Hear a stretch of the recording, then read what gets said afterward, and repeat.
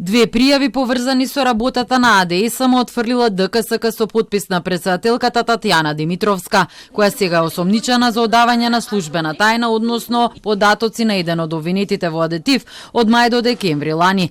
Пријавите кои ги отфрлила ДКСК се токму за овој предмет во кој меѓу обвинетите се поранишниот директор на ИСМ Васко Ковачевски, неговиот наследник Васко Стефанов, како и екс-директорите на РЕК Битола, Пеце Матевски на ТЕЦ Неготино, Небојша Стојановиќ и поранишните комерцијални директори на ИСМ Адријан Муча и Данчо Стојановски.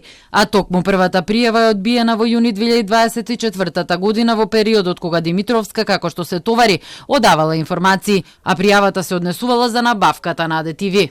Пријавата, како што се наведува во документот, била против поранешен член на управниот одбор на АДСМ Данчо Стојановски, кој е близок со Маја Јорданова, собственичката на фирмата Брейнкод, која всушност му е роднина. Сега и двајцата се обвинети во адетив. ДКСК отфрлањето го базира на фактот дека тендерот бил во 2023 година, а Стојановски бил член на управниот одбор во периодот од 2021 до 2022 година. Поради настанатата промена на фактичката состојба дека Стојановски не е извршувал повеќе функцијата, ДКСК одлучила дека нема елементи за постапување по наводите во пријавата. До адресата на ДКСК по 11 дена од првата пријава стигнала и втора, во која се посочува сторијата на истражувачката репортерска лабораторија за истиот тендер за адетиви и за фирмата Брейнкод и незината собственичка Маја Јорданова, која всушност била службеничка во пошта кога го добила бизнисот од ЕСМ.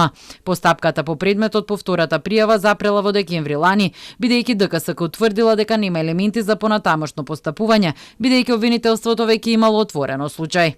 За предметниот случај во тек се постапки пред надлежни органи, Основното јавно обвинителство Битола и Основното јавно обвинителство Кичево, кои оформиле предмети во врска со предметните наводи, а постапувањето по истите е во тек.